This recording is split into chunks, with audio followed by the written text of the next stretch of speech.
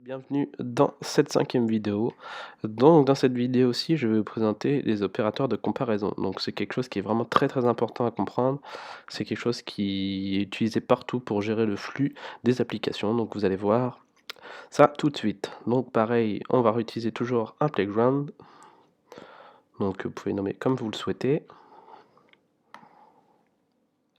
Comme ceci. Alors je vais mettre en plein écran.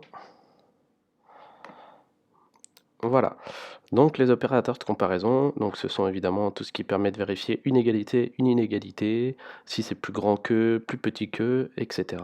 Si c'est égal, voilà. Donc on va commencer par l'égalité. Donc d'abord on va créer des variables ou des constantes. Alors une constante, ce qui ne changera pas du coup, on peut utiliser un prix, par exemple prix 1, donc ça va être un entier. Après c'est comme vous le souhaitez de toute façon.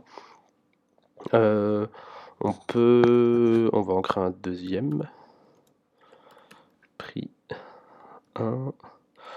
Alors en prix 2, pardon. Si je remets prix 1, il va y avoir une erreur. Voilà, on va mettre 25 comme ceci. Et on va créer un troisième. Prix 3 de point int qui sera égal au prix 1. Voilà, comme ceci. Donc là, je vais vous présenter comment on fait une comparaison, donc une égalité. On vérifie une égalité. Donc égalité. Donc pour vérifier une égalité, en Swift, ou même dans la plupart des langages de programmation, c'est 2 égales côte à côte. Donc par exemple, si on veut vérifier si prix 1 est égal à prix 2, on va taper ça comme ceci. Donc prix 1 est égal à prix 2. Comme ceci. Donc là, vous allez voir que ça va nous retourner que c'est faux, juste à droite. Parce qu'effectivement, prix 1 qui est égal à 10 et prix 2 qui est égal à 25, ce n'est pas du tout égal. Donc ça nous dit bien que c'est faux. On est bien dans une inégalité au final. Mais on vérifie si c'est égal. Mais ce que ça nous retourne, c'est que ce n'est pas égal. Donc si on voulait faire, après ce qu'on verra dans la prochaine vidéo, donc quand on va utiliser if et else, quand on viendra vérifier si prix 1 par exemple est égal à prix 2, si c'est faux, on exécutera ce bloc de code, sinon on exécutera l'autre bloc. Donc ça permettra cette comparaison d'égalité de gérer le flux du code. Donc voilà, vous verrez de toute façon ceci donc vraiment dans la prochaine vidéo. Donc ça c'est pour comparer donc une égalité. Donc on peut par exemple comparer, si je tape prix 1, je vérifie l'égalité avec le prix 3 qui est égal, donc là ça va nous retourner qu'effectivement c'est vrai. Donc imaginons qu'on voulait dire que si prix 1 est égal à prix 2, si prix 1 est égal à prix 3, alors oui, ça sera vrai, donc on exécutera ce bloc, sinon on exécutera un autre bloc, par exemple. Donc là, ça nous retourne bien que c'est vrai, parce que c'est vraiment le cas. Prix 1 est égal à 10 et prix 3 est égal à 10 aussi. Donc voilà pour vérifier l'égalité. Donc si on veut vérifier une inégalité, donc l'inverse, donc inégalité, comme ceci. Donc vous allez voir, donc on va réutiliser les mêmes formules qu'au-dessus. Donc dans les mêmes formules, les mêmes comparaisons, on va utiliser prix 1. Donc pour vérifier une inégalité, il faut mettre un point d'exclamation et un égal. Donc les points d'exclamation n'ont pas du tout rapport avec la vidéo 4 pour confirmer, comment dire, confirmer quelque chose qui est optionnel. Donc là, ça n'a aucun rapport. Il n'est pas placé au même endroit, tout simplement. Donc là, on va comparer donc prix 1 avec prix 2. Donc là, vous allez voir qu'effectivement, ça va être vrai, parce que prix 1 n'est pas égal à prix 2, donc ça retourne quelque chose de vrai. C'est vrai. Prix 1 n'est pas égal à 2. Et si je réécris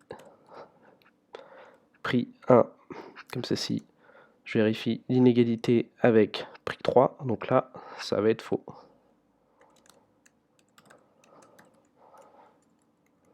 Comme ceci. Donc là, ça va nous retourner, une fois que ça aura rafraîchi.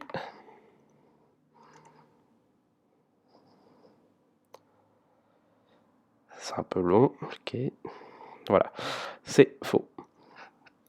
effectivement, prix 3, comment dire, en soi c'est égal, donc du coup on n'a pas, comment on vérifie une inégalité? Comme c'est égal, et ben, on dit que c'est faux. Parce qu'on vérifie quelque chose qui n'est pas égal. Donc là, comme c'est égal, au final, on retourne que c'est faux. Voilà, tout simplement.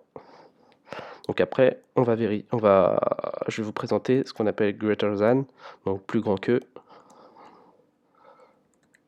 Donc plus grand que, ou en anglais, greater than, ceci. Donc, alors, plus grand que, donc on peut vérifier, par exemple, on va réaliser la même chose qu'au-dessus. Prix, on va utiliser peut-être un peu prix 2. Voilà, sinon il ne sert pas. Prix 2, donc on va vérifier plus grand que, donc comme ceci, que prix 2, donc je vais mettre prix 1. On va changer un peu. Et par un prix 2 est plus grand que,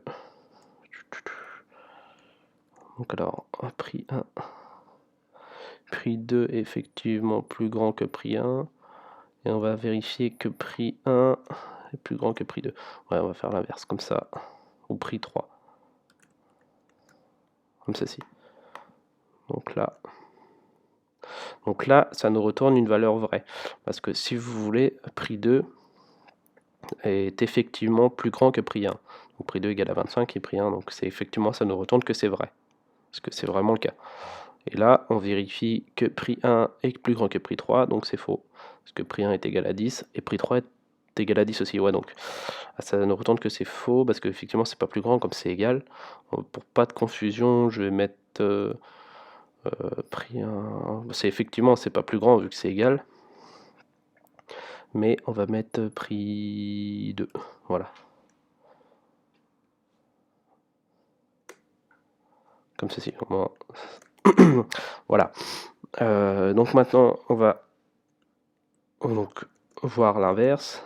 Donc less than en anglais, donc plus petit que.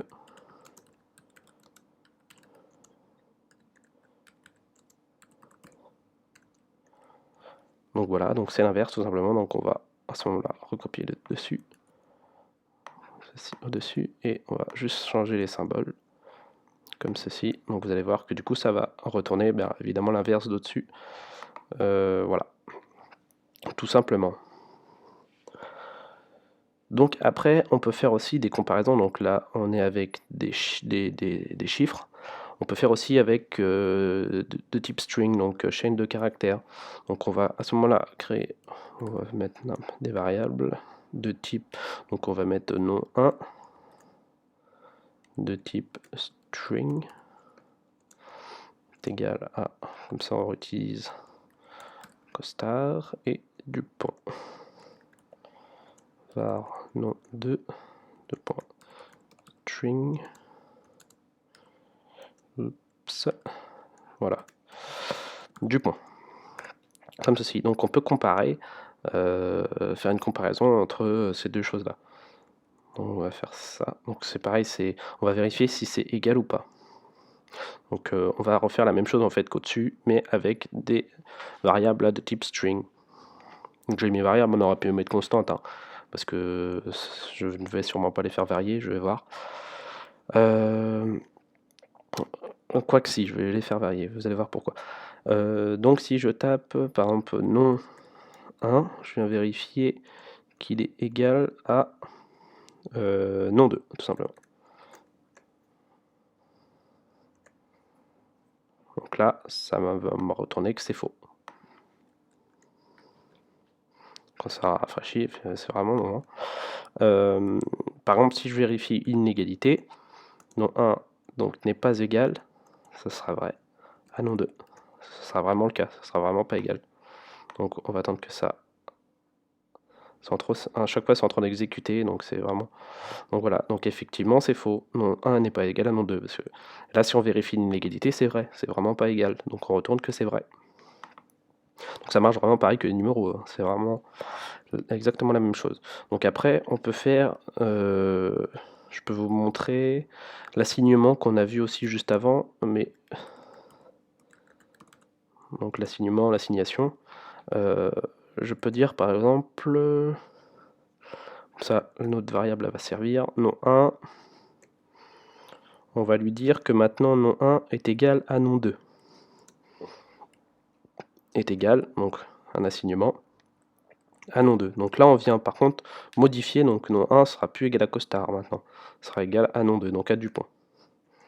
Donc là si je retourne dans la console, non 1,